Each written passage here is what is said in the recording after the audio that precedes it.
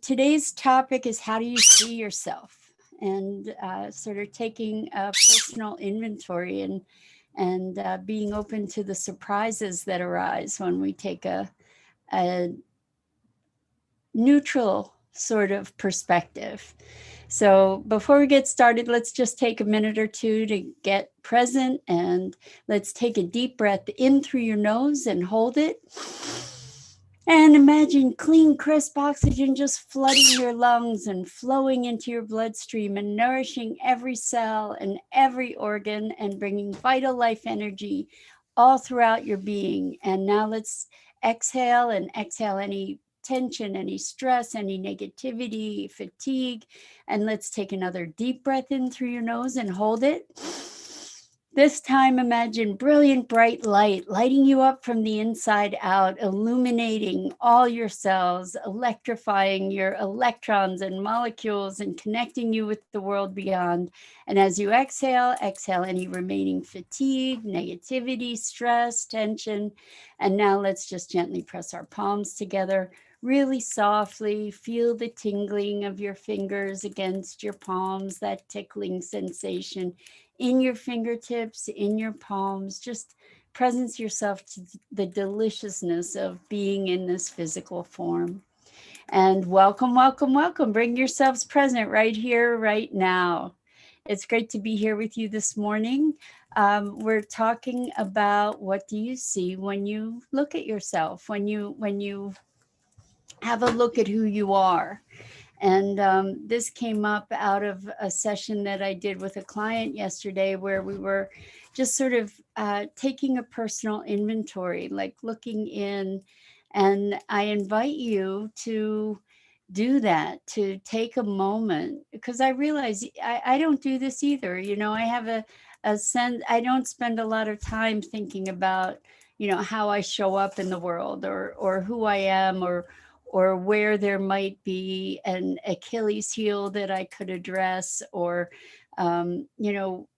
as things arise, when I notice sticking points in my life, I address those points. But taking a bird's eye view of yourself.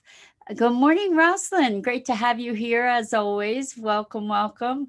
We're talking about what do you see when you see yourself? Because I think so many of us are conditioned to be highly critical of ourselves, and we notice our foibles and our failures. Good morning, Suzanne. Great to have you here. And we don't necessarily notice the bigger picture, like how all these pieces fit together, and to see our strengths along with what we consider our strengths, along with what we consider our weaknesses, and to notice. So how this came up is in the work that I do with folks, the sorry about that, the core connection work. The way it seems to work is, and probably any healing work works by peeling off the most obvious layers first, addressing the most obvious challenges first. Rosalind says, how do you see yourself? Is this the same topic along the lines of who am I? I don't know if it is. And that's a wonderful, wonderful question. I'm thinking more of, in this case, how do I see myself as, how do I show up in the world? Who am I? It becomes a really deep existential question about, am I an identity? Am I a personality? Am I a spiritual presence? And, I think that we're all of those things. I think in this case, I'm talking more about how do we show up in our day-to-day lives? Who are we in terms of the persona that we present to the world?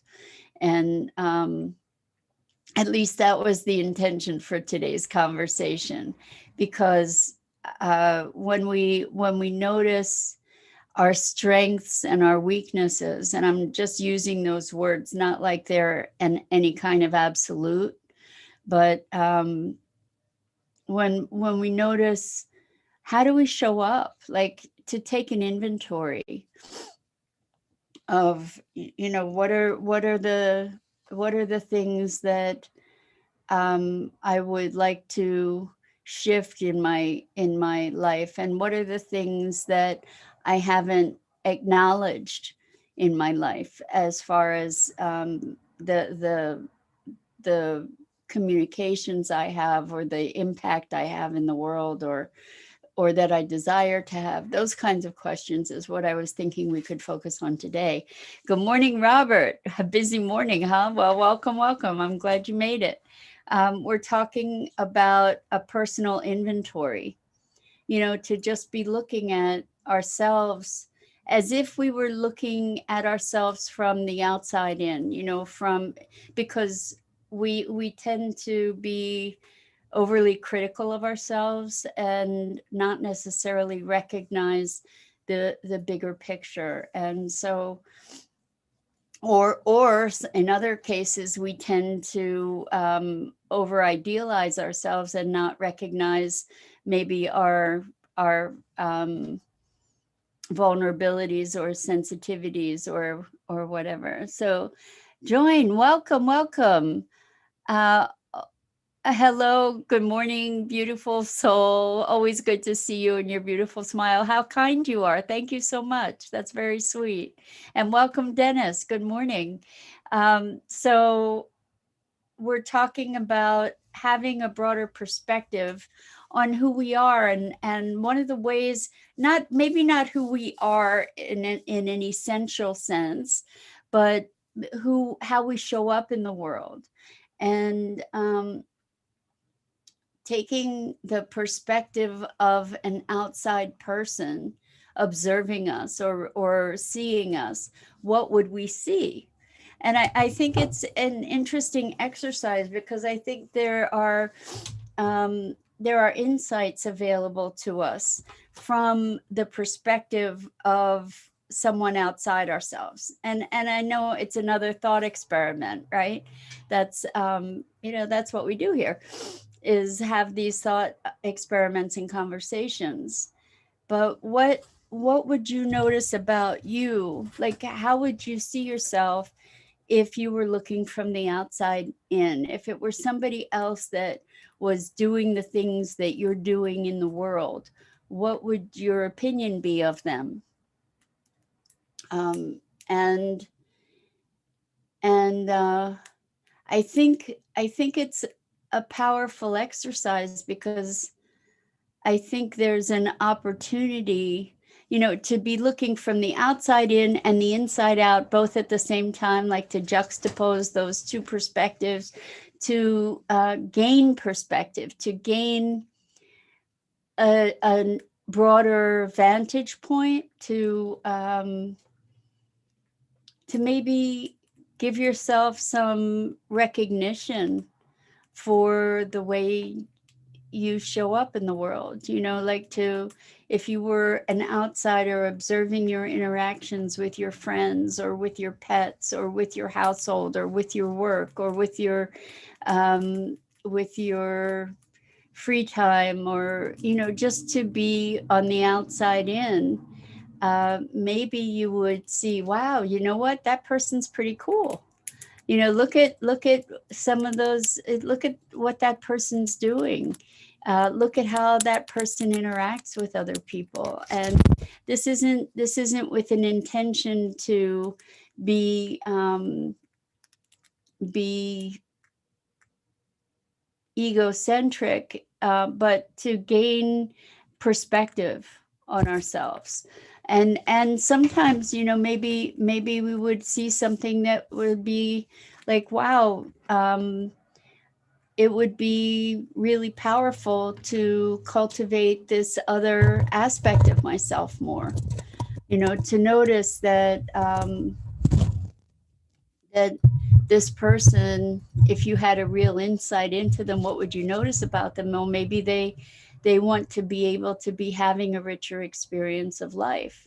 there maybe this person is doing all these amazing things, but you're noticing that there's this place of longing in them, or a place of some emptiness that they're looking to fill. Or as you observe yourself from that kind of omniscient vantage point, to be able to recognize it's a way for us to gain a little bit of distance from ourselves, enough to maybe see things a little bit more clearly. Good morning, Tammy. Welcome. Great to have you here. So as we think about that, I'm just thinking, like what would that look like? What does it look like for you to step back from yourself as if you were an observer, as if you were another person that knew everything about the person that you are, up here looking at you, and saying, wow, look at the things that person is creating in the world. Look at the relationships that person has cultivated. Look at, like, how would you, being this person out here, observing this person over here, how would you be interpreting their life? How would you be evaluating? I mean, I think it gives us an opportunity for a couple things, to give ourselves the recognition that we might not otherwise give ourselves, to say, wow, that person that I'm seeing is kind. That person leads with an intention for connection, or that person um, is pretty resourceful. That person does really make use of their skills and talents in a way that contributes to others.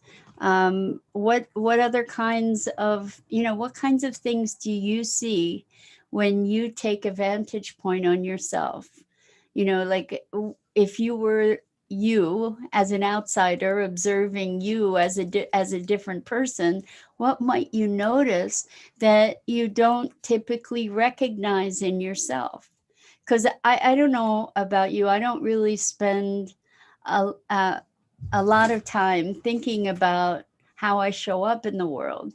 I think it can be a useful exercise to recognize where we would have some, where we might desire some growth, and also to acknowledge, hey, because we beat ourselves up so terribly. Hey, you know what? I'm not the horrible person that I've made myself out to be to myself.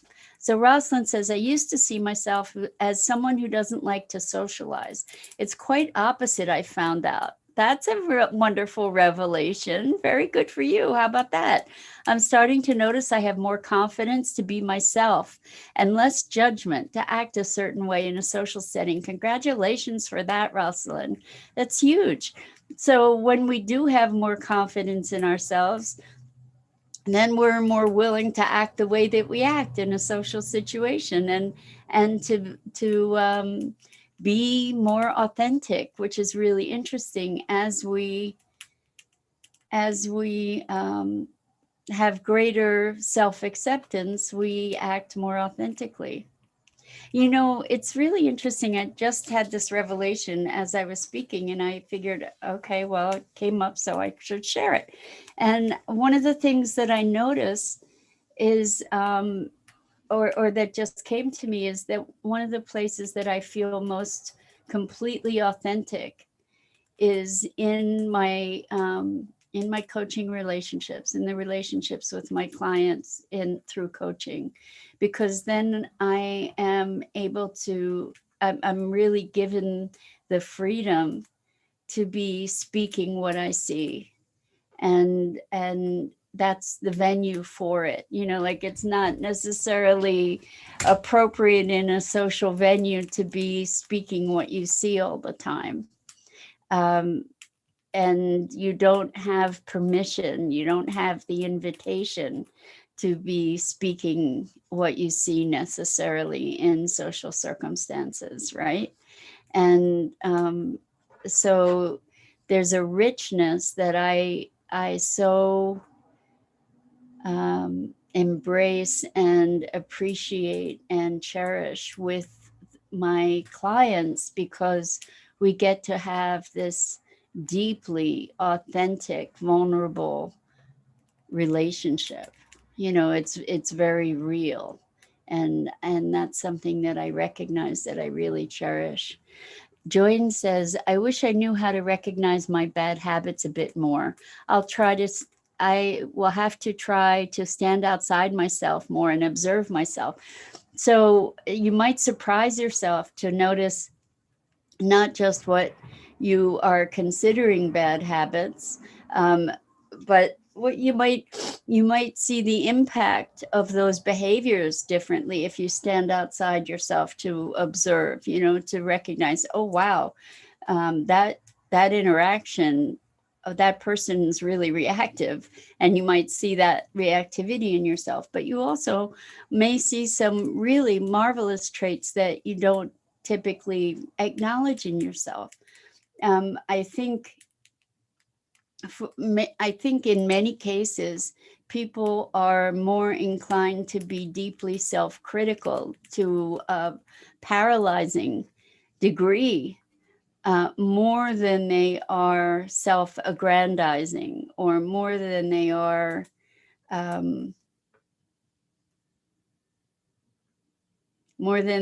complimentary to themselves.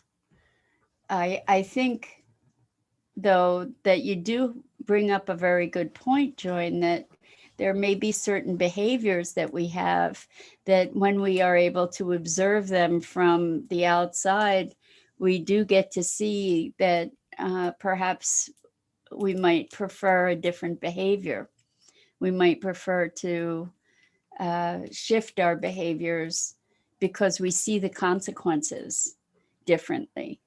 This is, again, like I said, it's a thought exercise, but it is a way that we can literally gain a different perspective on ourselves, our habits, our behaviors, and our and maybe even the responses that we get from others, maybe even the way that we're impacting others and the world.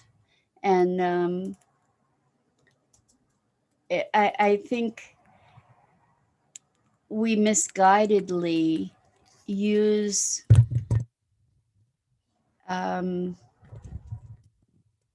self-deprecation, you know, just minimizing ourselves and our accomplishments and our characteristics. I think that we misuse that as like a false humility, as a way to keep ourselves small by giving ourselves all these awful messages about ourselves that are not necessarily accurate, you know, that, but that, like, we have a negative bias typically about ourselves. So Joyne says, makes a whole lot of sense. Thank you. I will work on those.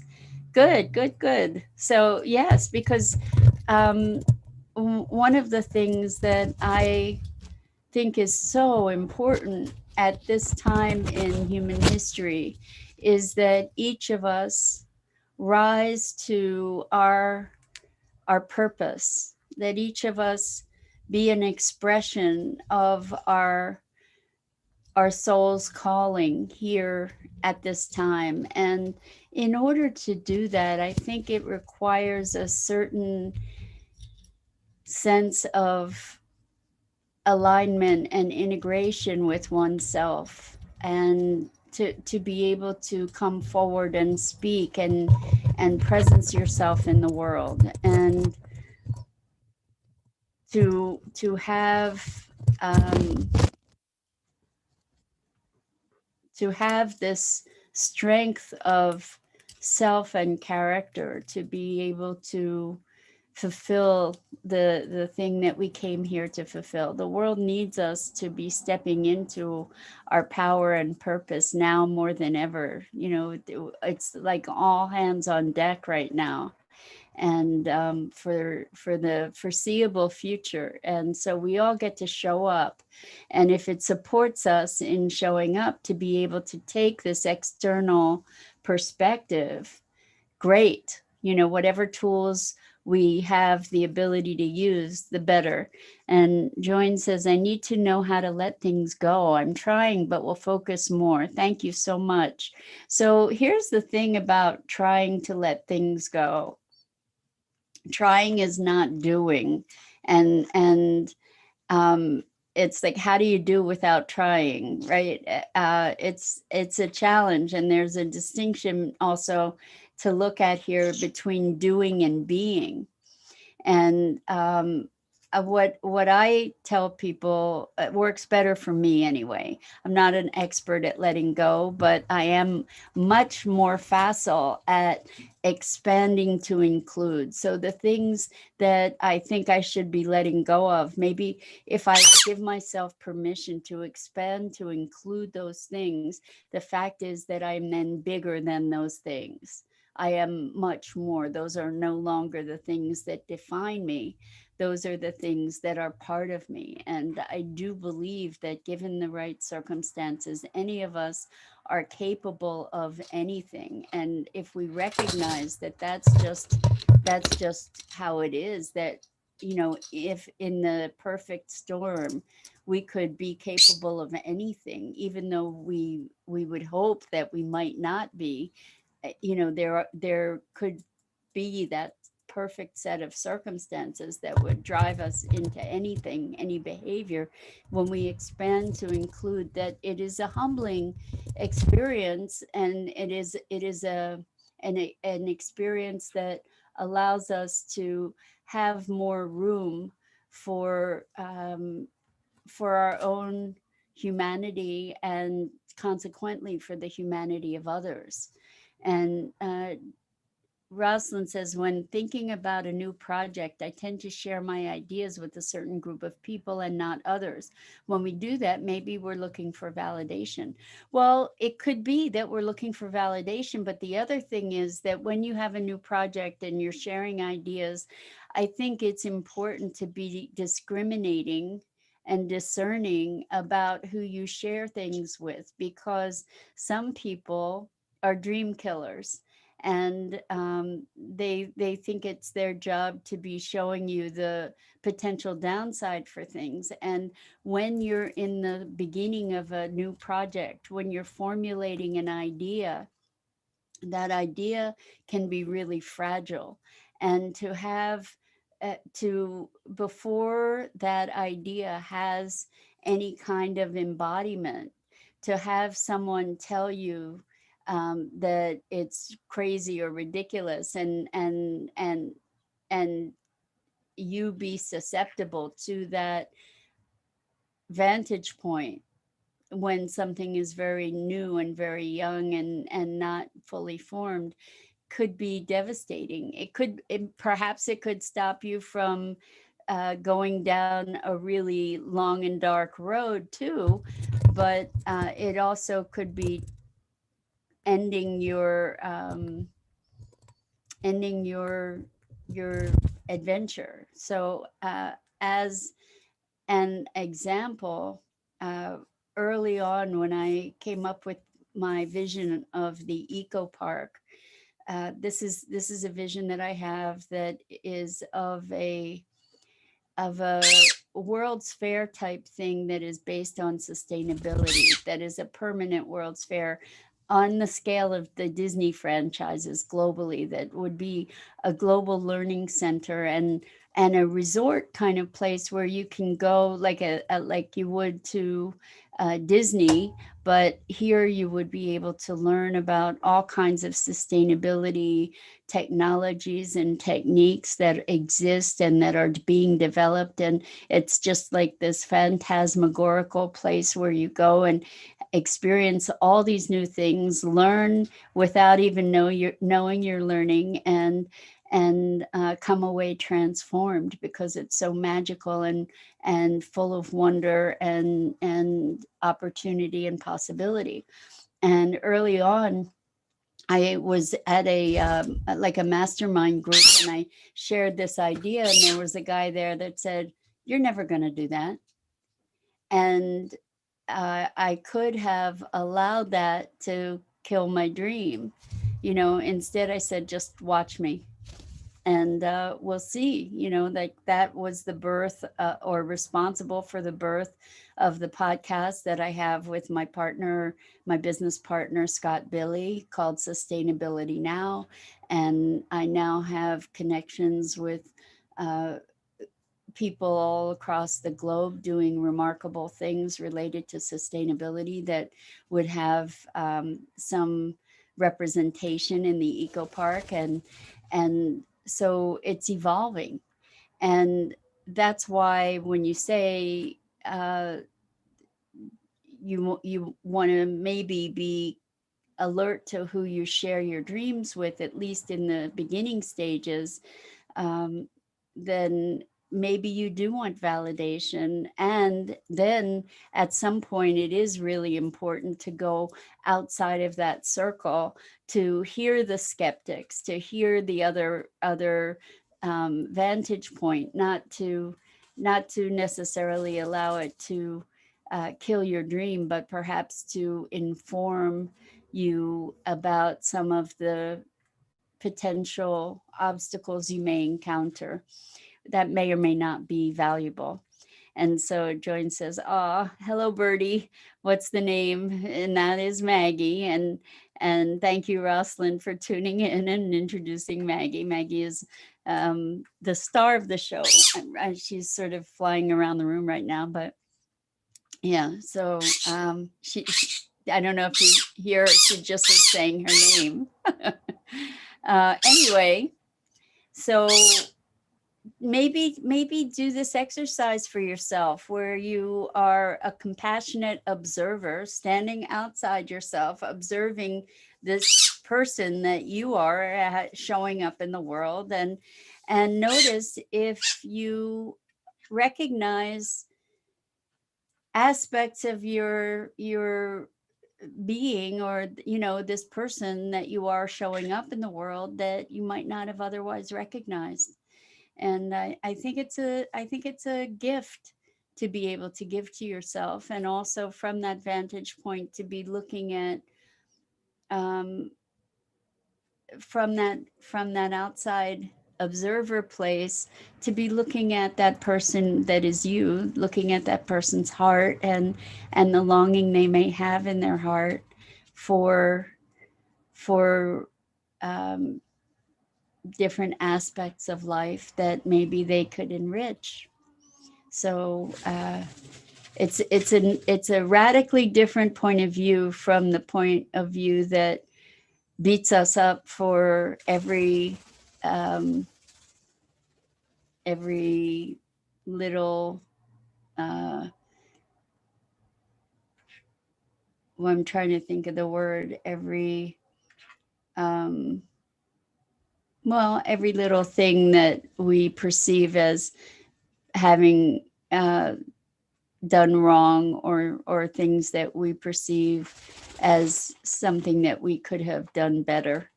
So I think that's it for today. I'm Mira Rubin. This is the Core Connection. I go live every weekday morning on Enlightened World Network on the Facebook page. And Maggie, come here, Meg. Come say goodbye. Come say goodbye to everybody. Come on. Come on. Here. So Maggie joins us, and she also wants to say thank you so much for being here with us and joining into the conversation. It's such a gift to be able to have this time with you all, and we both really appreciate it.